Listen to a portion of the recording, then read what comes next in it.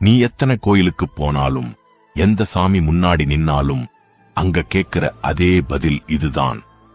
பெத்த தாய் தகப்பனை நல்லா பார்த்துக்கோ. ஏன்னா உன்னை பெத்த அந்த தெய்வங்கள் உன் வீட்டிலேயே இருக்கிறார்கள். அப்பா பட்ட கஷ்டத்தை ஒரு நிமிஷம் யோசித்துப்பார். நீ இன்று அனுபவிக்கும் ஒவ்வொரு சுகத்திற்கும் பின்னால் அவர் இழந்த உழைப்பும் அவர் விழுங்கித் தீர்த்த கண்ணீரும் இருக்கிறது. அந்த வியர்வையின் வாசனையை நேசிக்கத் தெரியாதவனுக்கு வாழ்வின் அர்த்தம் புரியாது.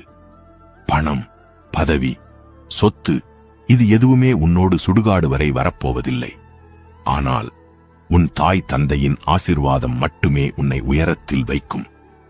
அவர்கள் உயிருடன் இருக்கும்போது கொடுக்காத அன்பும் மரியாதையும் அவர்கள் போன பிறகு நீ செய்யும் சடங்குகளில் ஒரு துளி கூட இருக்காது. வயதான காலத்தில் அவர்களை பாரமாக பார்க்காதே. அவர்கள் உன் கூட இருப்பது உனக்கு கிடைத்த வரம். அன்பு என்பது அண்டை வீட்டுக்காரரிடம் இல்லை, உன் வீட்டிலேயே இருக்கிறது. உன்னை சுமந்தவர்களின் காலடியில் உன் உலகம் இருக்கிறது. அவர்களை நேசிப்பதே உன்